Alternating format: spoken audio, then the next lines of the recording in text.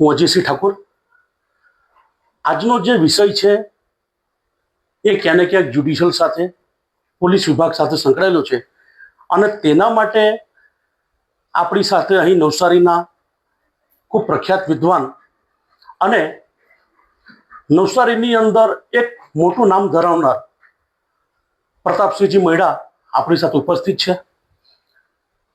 ઘણી એવી બાબતો છે જેની સાથે એમની પાસે જાણશું અને એમની સાથે ચર્ચામાં, કારણ કે કાયદાના જાણકાર છે તો એમની પાસે આપણને એને જવાબ મળશે.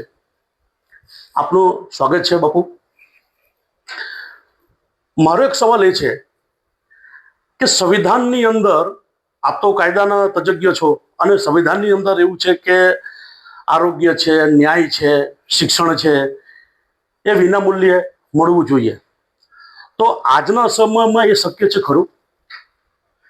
આજના સમયની અંદર શક્ય તો છે, પરંતુ એ માટેની જે ઈચ્છા શક્તિ હોવી જોઈએ એ જે કોઈ શાસન કરતા હોય એનામાં હોવી જોઈએ. બાકી આજે ટેક્સના જે પૈસા છે, ત્યાર પછી બીજી જે ઇન્કમો છે દેશની, રાજ્યોની, એ જોતા આ સુવિધાઓ જે આપે કીધી, શિક્ષણ છે, મેડિકલ છે, એ તમામ સેવાઓ વિના મૂલ્યે જરૂરિયાતમંદને આપી શકાય જો ઈચ્છા શક્તિ હોય તો. પણ તકલીફ અમને જે છે એ છે કે આ જે સગવડો જે આપવાની છે બંધારણની રૂએ, એ ક્યાં તો લાલચ રૂપે આપવામાં આવે છે અને એ મારફત મતો લેવામાં આવે છે. એટલે એનો જે મૂળભૂત હેતુ છે એ તક સાધવા માટે ઉપયોગ થાય છે, એ ચોક્કસ આપણને દેખાઈ આવે છે. અને એના કારણે જે બંધારણનો જે હેતુ છે, મુખ્ય હેતુ કે છેવાડાના માનવીને આ બધા લાભો મળવા જોઈએ, એ રાજકારણીઓની ઈચ્છા શક્તિ ન હોવાને કારણે મળતા નથી. બાકી જો એ લોકો જો ઈચ્છા શક્તિ ધરાવે તો 100% શક્ય છે. અચ્છા, પાછલા 1 થી 1.5 વર્ષ પહેલા દેશના ગૃહમંત્રી અમિત શાહજીએ એક નિવેદન આપ્યું હતું અને એ નિવેદન એવું હતું કે હવે પછી જે એફઆઈઆર દાખલ થાય તો એની અંદર સરકારને એવું માનવું છે કે ઘણા લોકો નિર્દોષ છૂટી જાય છે, તો નિર્દોષ છૂટી જાય છે તો એને સખત સજા મળે અને છટકબારી ન થાય, એના માટે એક નિવેદન એવું હતું કે હવે પછી જે એફઆઈઆર ફાટે એની અંદર સાક્ષી, ફરિયાદી અને એફએસએલ જે કંઈક રિપોર્ટો હશે એ ઓન કેમેરા કરવામાં આવશે કે જેથી કોઈને છટકબારી ના મળે.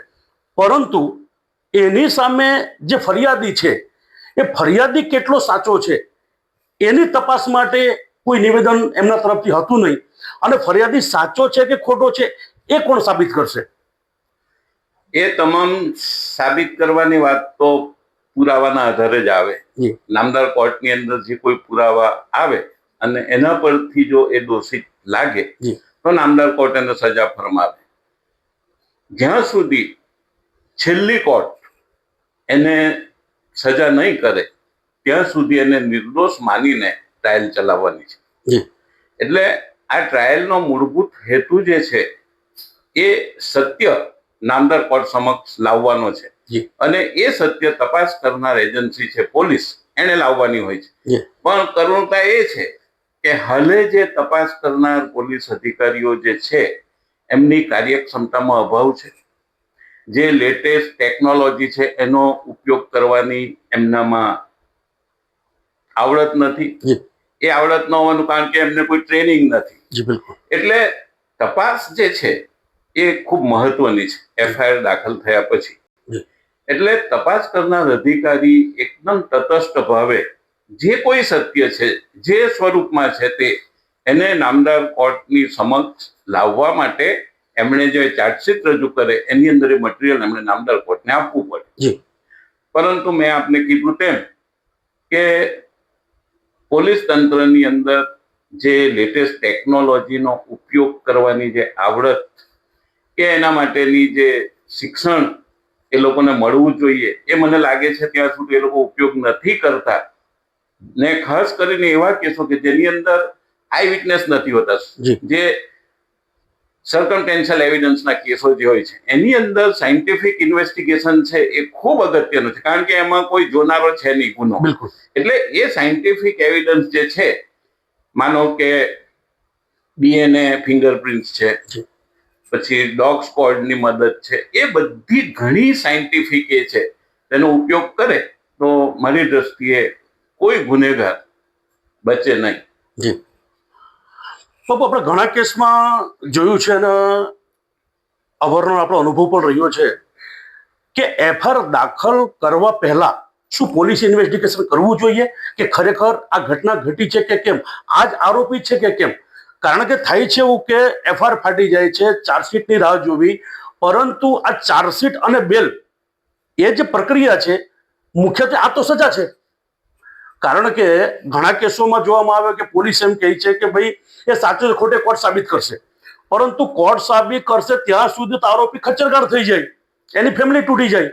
તો પ્રથમ દ્રષ્ટિએ જે કોઈ ગુનો, ગંભીર ગુનામાં ખાસ કરીને કે ગુનો બને ત્યારે ખરેખર ગુનેગાર સાચો છે કે ખોટો, એણે ભૂલ કરી છે કે કેમ, એ ઇન્વોલ્વ હતો કે કેમ, એ તપાસ થવી બહુ જરૂરી છે. તો કારણ કે ન્યાયની જે પ્રક્રિયા છે અને જામીનની જે પ્રક્રિયા છે અને એની વચ્ચેનો જે ગેપમાં જે સંઘર્ષ થાય છે, ક્યાંને ક્યાંક એ સૌથી મોટી સજા છે. એ બાબતમાં આપનું શું માનવું છે? એક તો પહેલી વાત કે કોગ્નિઝેબલ ગુનાની ખબર પોલીસને આપવામાં આવે એટલે પોલીસે બીજી કોઈ પણ જાતની તપાસ કર્યા વગર એફઆઈઆર નોંધવાનો હોય છે. હમણાં સુપ્રીમ કોર્ટે રિપીટેડલી કીધું છે. હાલે તમે જોવા જાવ તો કોગ્નિઝેબલ ગુનાની જે એફઆઈઆર ખબર આપનાર આપે ને ફાટવી જોઈએ એફઆઈઆર, તે ફરિયાદ ફાટતી નથી. અને એના કારણે ફરિયાદીની હાલત ઘણી વખત આરોપી કરતા બદતર થઈ જાય છે. અને એ માનો કે એની ફરિયાદ નોંધાયા પછી એ ફરિયાદ સાચી છે કે ખોટી, એને લગતું ઇન્વેસ્ટિગેશન કરવાનું છે. એ ફરિયાદ જો ખોટી માલમ પડે તો ફરિયાદી પર પણ ફરિયાદ થઈ શકે, પ્રોસિક્યુશન થઈ શકે ખોટી ફરિયાદ આપવા બાબતે. એટલે કાયદામાં તમામ જોગવાઈ છે. મેં મુખ્ય વસ્તુ એ છે કે હાલે આપ જોશો તો કોઈ પણ ફરિયાદ આપવા સામાન્ય નાગરિક જાય છે, એની પાસે ફરિયાદ લેવાતી નથી. બિલકુલ. અને એના કારણે ફરિયાદી પોતાના ન્યાય મેળવવા માટેનું એક માનસ જે એને બનાવ્યું હોય છે એની અંદર એ હતાશ થાય છે. બિલકુલ. એટલે પ્રથમ તો કોગ્નિઝેબલ ગુનાની કાયદામાં જ જોગવાઈ છે કે કોગ્નિઝેબલ ગુનો જે હોય એની ખબર આપે એટલે એની ફરિયાદ રજીસ્ટર થવી જોઈએ. એ ફરિયાદ ખોટી હોય તો ફરિયાદી પર પણ પગલાં લઈ શકે. પણ આ ફરિયાદ જે રજીસ્ટર થવી જોઈએ એ ફરિયાદો રજીસ્ટર થતી નથી. એના કારણોમાં ઘણા કારણો છે કે ક્રાઇમનો રેકોર્ડ નીચો બતાવવા માટે અને એ ઉદ્દેશથી પણ ઘણી વખત ફરિયાદ નથી લેવામાં આવતી. અને ફરિયાદ દાખલ થયા પહેલા ઇન્વેસ્ટિગેશનની કોઈ જોગવાઈ નથી.